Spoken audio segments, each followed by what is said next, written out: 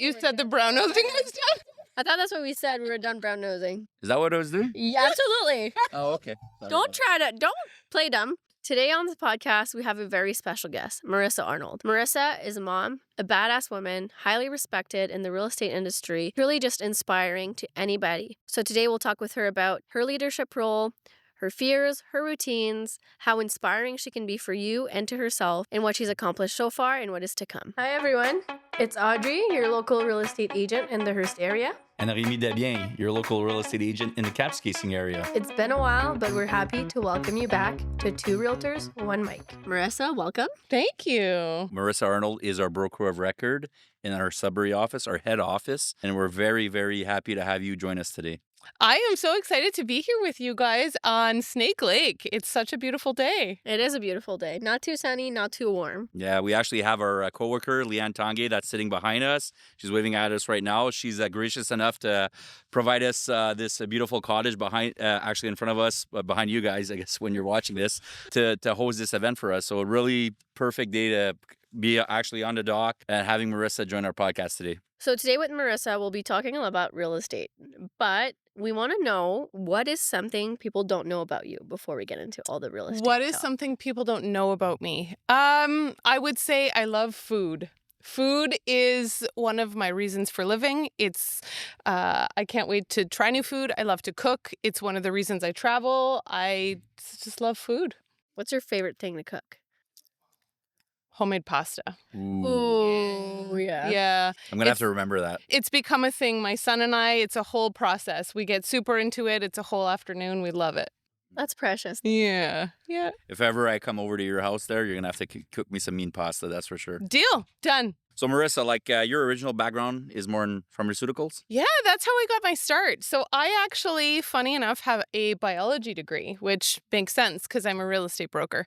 So my first job after I graduated was in pharmaceutical sales. And so this was actually part of my territory. I would travel Northern Ontario and I would meet with pharmacists and I would sell my product. And I loved it. I really, really loved it. I got to meet a ton of people. I got to see the North. I spent a ton of time in Timmins, a little bit of time up here. That's how I got started in sales. That's phenomenal. Yeah. And what actually encouraged you to do the transition from obviously we're in sales, but going from pharmaceuticals to actually real estate itself? Well, the same person who does my job in a bigger city like Toronto or Ottawa got to go home and be in their bed every night.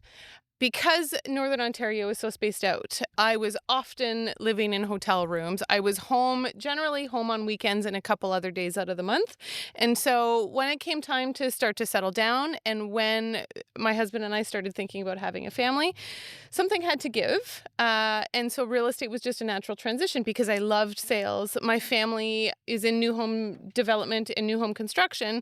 And so it was just an easy segue. And it's interesting that you say that because obviously us all being realtors, being in real estate, like you were saying, you're in sales. The one thing is people sometimes will ask me Remi, if you were not in real estate, what else would you do? And the one thing that I always end up telling people is I'm not 100% sure what else would I do because I do find that I have the best job that I ever had in my life. There's not anything else I would want to do, but I would always want to be involved in sales. Yep. Us being in sales too, you end up learning once you get into that job, there's a certain niche of people that are made to do that type of work. Mm-hmm. So for me personally, sales, I wouldn't want to do anything else. But at the same time, I wouldn't want to do anything else than real estate. Yeah, I agree. When I grew up, I wanted to be a marine biologist. I wanted to swim with dolphins every day. You know, when you're young and you can dream. And when I found out I had to move really far from home to be able to do that, that sort of crushed that dream. If I were to do anything else today, I don't know. I don't ever really think about it because I feel like I'm exactly where I'm supposed to be. So what's the biggest skill that you brought from pharmaceutical sales into real estate? Pharmaceutical sales was a business of people, just like any sales. You have to meet people where they are. And that was sort of the biggest thing that I learned was meeting people where they are. They're not always going to be where you are. And so you really have to cater your approach based on the person you're working with, personality type. That's a great lesson. Yeah. So when you started being a broker of record, and even as an agent, what were the challenges that you first had to face?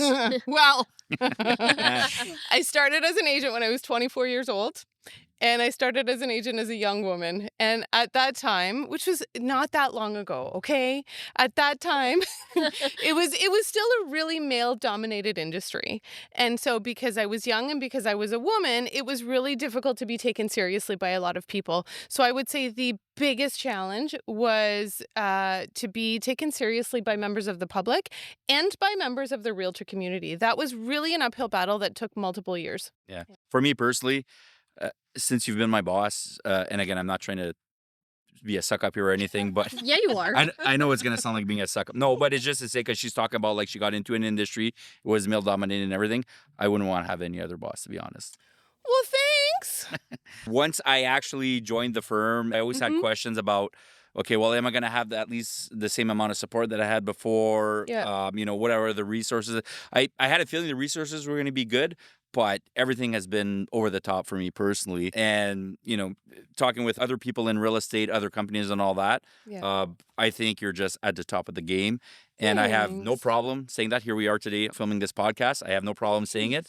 I'm more than happy to have you as my broker of record. I'm more than happy to have you as one of our Kapuskasing reps, Remi. No, but for real, though, for real, that is one of our strengths, is the numbers that we have and the areas that we service.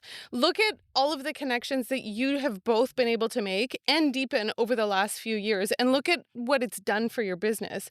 You've got preferred agent. You've cemented some pretty deep relationships with people all over our Remax Crown network. I think that is one of our biggest strengths. And the other thing too that I didn't really realize once I would join like a bigger firm is not just the resources available, but it kind of like broadens your pool of availability to other agents, right? Mhm. So we were talking on our earlier session of the podcast with Adam. Adam was saying like, hey, if Remi ever has an issue, he reaches out to me. But it's not just reaching out to Adam. If there's anything that goes wrong, and let's say I message Adam and Adam is not available, well, I know I can message you. I Yep. can message Helen. I Yep. can message Kathy. So there's a lot of not just the resources, but everything from the top down, all the agents available. It's phenomenal. So Thanks, Remi. That's really kind. you're doing a phenomenal job.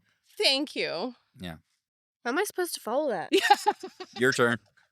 Okay, well, I do second what Remi says. We do get a great amount of support, and I Thanks. couldn't be Thanks. more grateful. Thanks. We try to be a little bit better every day. You are. Thanks. You're always listening and asking us for our input and listening, like actually listening, not Thanks. just saying, what do you want? And then going, put that in a folder and never look at it again. No, not our style. No, definitely Not not. our style. You brought up Yep. that you have agents all over the north. Yes. You have a really ambitious growth mindset in a good way. You're not, like, you're very brave about it.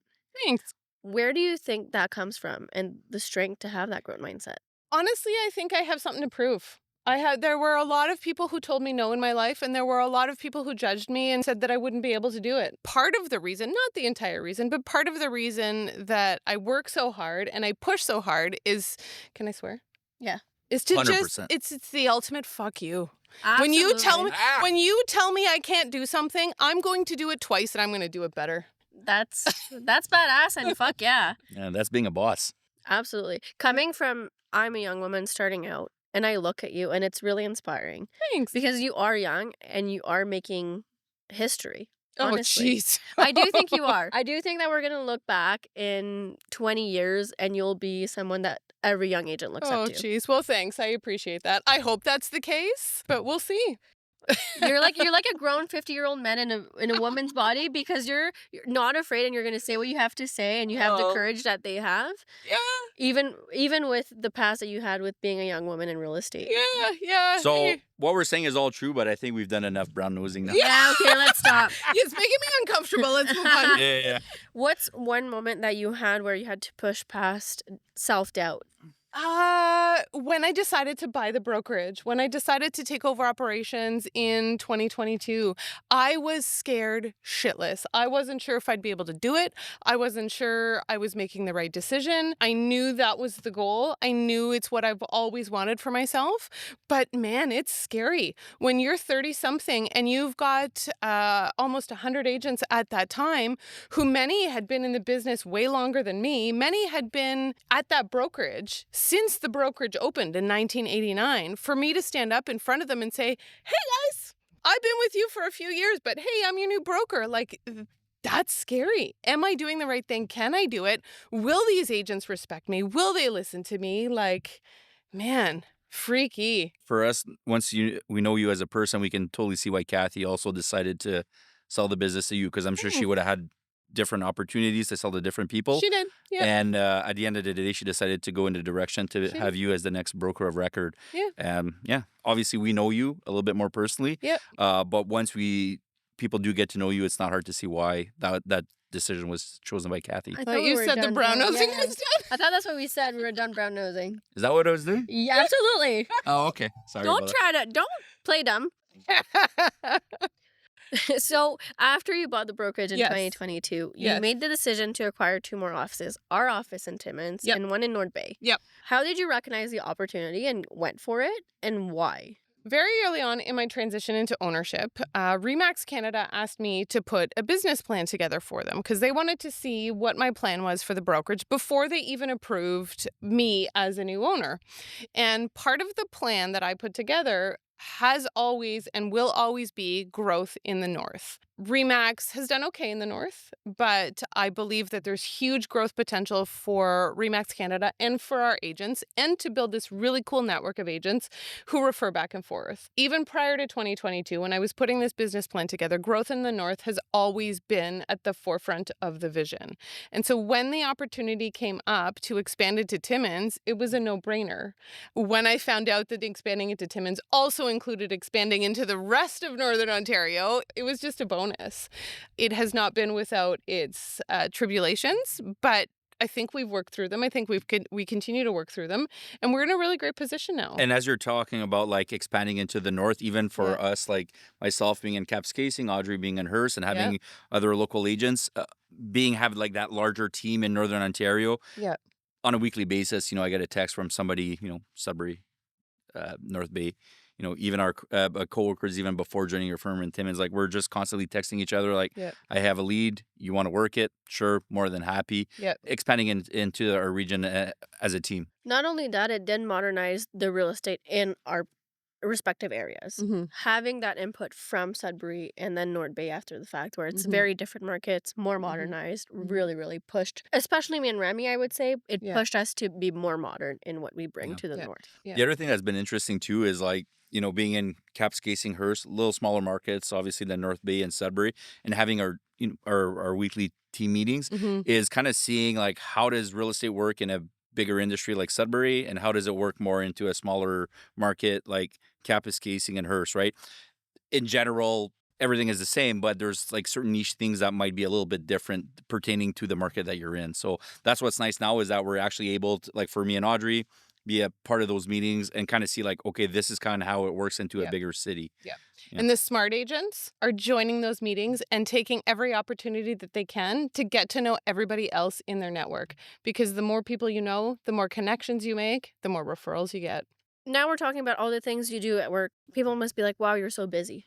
Yep. How do you balance that with your personal life, being a mom? I think the word balance is bullshit. Okay. If I'm perfectly honest. That's what we want. I think people will say balance is the goal. I don't think balance is achievable. I think some days, and I've said this before publicly, I think some days I'm a badass broker and I forget to do the groceries, or I forget the load of laundry in the wash. And some days I'm a really great mom and a really great housewife, and I forget to call Remi back, or I forget to send an email. I think we just strive to do the best we can in all areas of our lives. Something's got to give sometimes, and that has to be okay. Did you ever get some guilt that comes with that? And how do you, or 100%. how do you deal with it? 100%. Boundaries. Yeah. Boundaries. When my son was born 8 years ago, I set very clear boundaries. And I said to my broker at the time, we were doing our business planning session, I said, I'm done working evenings and weekends. And she looked at me like I had two heads. I said, no, I'm a mom first and a realtor second, and I'm done working evenings and weekends. And so I'm going to attract clients who are like me, who can view properties during the day. Obviously, there are some exceptions, but I'm going to attract clients who will work within my boundaries. And she thought I was nuts. And guess what? I had my best year ever that year. Wow. Yeah. So setting boundaries is okay. Being respectful of your own time is okay. And the other thing that's benefited me is just a really, really strict schedule. I get up at the same time every day. I do the same things every morning. My prep is the same. I eat dinner at the same time every night. I go to bed at the same time every night. My routine is very much the same. To some people, that may be boring, but to me, that is 100% freedom because it allows me to get everything done that I want to in a day. Absolutely. And your days are so unpredictable that you get enough of that freedom anyways. Yes, ma'am. Yes, You get ma'am. me and Audrey there just knocking at the door. Marissa. If I don't talk to Remi every couple days, something's wrong. Yeah, she'll actually send me that random text like, I haven't spoken to you in over the week. Are you okay? Yeah. Yeah. And again, too, you were talking about, having that busy schedule. And the thing that's funny, too, and we know it's happened a few times where I'll try to call Marissa, she might not be available at that moment. She'll call me back an hour later and she's like, what can I help you with? I'm like, I already spoke to Adam. Yeah. And Never mind an hour later, 2 minutes later, because I was on the other line. Oh, I solved the problem already. how do you actually motivate agents to think bigger? I think a lot of it is leading by example. And so if the agents see me thinking better or see me always trying to be a little bit better every day, that's got to rub off, you would think. Well, you surround yourself with what you want to become. 100%. So if they surround themselves with you, then and they want to be better, then 100%. yes, it will rub Yeah. off on them. Absolutely. Kind of pulling off that, what's the biggest lesson you've learned as a leader? That it's not going to be perfect, that mistakes are okay, and that people would rather see you be you, the imperfect you, than see you always striving for perfection, because perfection is unachievable. Absolutely. And when you do make mistakes, own them. You'll get the respect you'll earn the respect that way. And when you're actually in the hiring process of maybe bringing in another agent, like what is it Mhm. exactly that you're looking into your agents? Well, if you want to enter this business part-time, this brokerage is probably not the right fit for you. And I'll tell you why. We invest a lot of time in our agents. We will do everything that we can to make sure that you are successful. And so you've got to be able to meet us halfway. So if we're investing all of this time and all of this energy into you, and you're only investing part of your time, it's probably not going to work. It's probably not going to be the right fit. Understanding that some people will slowly transition into this business and away from their current job, and that's okay as long as there's a plan. As long as, As long as there's a it's plan. almost like your heart has to be in it. Yes. You have to be in this 100% with your Yes. whole heart. Yes. And that's a fair comment too, because again, being in a small town, you become a realtor. As soon as you get your license, you're like, wow, everybody's gonna call me, right? Now, having said that, you still have to pay your bills. So it's Yep. normal to have Yeah. that transition period. But like you're saying, the goal is like, what's your plan? Yes, today you might be a part-time realtor, but what's your plan tomorrow and what's the plan the next day after that? Exactly. Until you achieve that goal of being, all right, I'm in a good position now. Now I'm going to put all my work concentration on real estate. Yep. And Yep. that's a conversation I have a lot with schools and younger people. And they ask me, like, I want to do something different like you. And what I have to do, your heart has to be in it. Your heart You has can't to be in be it. 1 foot in the door, 1 foot out. Exactly. So we've talked about what you've accomplished. You have other Mhm. big dreams, even if they sound unrealistic, maybe to some people. What's your biggest dream? Oh, jeez. I don't know, man. You're just enjoying the now? I would love to continue to enter other markets. We have a few things on the horizon that I'm really, really excited about. My biggest dream is to just keep doing what I'm doing and keep pushing the envelope, keep being a little bit better every day. That's great. Yeah. Realistic? Yeah. Achievable? Yeah. Still a big dream. Yes, ma'am. Leading on to newer agents, what's your advice that you would give to a realtor, even anyone that's struggling with the fear of failure that you were maybe struggling with when getting into ownership? Get used to it. Failures are non-negotiable in real estate. For every 9 no's that you get, if you get 1 yes, you're winning. You will fail. It's the ability to get back up and start again that is important. You cannot be afraid of failure because it will come. That's why you like her. I think you said the exact same thing to me. When I was starting out, I was like, oh, I didn't get this. He says it's normal. It's normal. Yep. I didn't get this listing. Okay, you're allowed to be sad for 5 minutes, but move on. And what are you going to do to get the next one? And what are habits or routines that keep your mindset strong? Like you said, it's just having a stable routine, right? For me, fitness and exercise is a huge part of my life. Quality time with my family is a huge part of my life. And if I don't go on a couple trips a year, man, travel is really, really important for them, for my mindset as well. Yeah, I got to learn how to do that. I did it once and I was panicked the entire time. So, Oh, we got to get you traveling a little bit more. It feels good. well, I am going to travel for his wedding because in January, Remi's going to be a husband. Oh, Well, exciting. technically in October, you'll officially be married. Yeah. We'll yeah. celebrate in January. Yeah, I'm definitely very lucky there that I was able to find the phenomenal perfect woman for me there. For some reason, she likes me back. So She's sticking around? yeah. Yeah, So we like her. We like Shirley. I'll take it. Yep. Yeah. And what's one piece of advice you give your younger self? Like 24-year-old Marissa starting in real estate. Don't care so much what people think, because what people think is not up to you, it's up to them. So just go forth and be you and do what you're going to do regardless of what people are going to say or regardless of what people are going to think. What people think of you is none of your business. I like that. Yeah. You gonna talk someday? I'm having a good time right now. I'm just like head bobbing. So this episode is one realtor, one mic, and one guest. And Remi sometimes. And Remi sometimes. Cheers. In his great Hawaiian shirt. Which I'm gonna be wearing in Dominican in January, by the way. Perfect. Well, I think that wraps up the episode. I think that kind of showcases who you are as a person, as a broker, as a badass woman, honestly. Where can listeners find you and connect with you if they have questions, if they want to join the brokerage? You can just head to remaxcrown.ca. If you want to hit me up on socials, it's broker.marissa on Instagram. Hit her up. Yeah. Well, thank you, Marissa, for joining our podcast. It was truly amazing getting to have this chat with you because we don't really have time, either of us, I think, to have these chats. No, we don't. This Thank was you awesome. for taking the time to be here. Thank you. This Yeah. was awesome. So Marissa Arnold, thanks for joining us. And again, if anybody's thinking about joining real estate in any way, you can always contact me or Audrey. And if you want to get a little bit more detailed information at a higher level, Marissa Arnold, broker of record. Thank you very much. Anytime.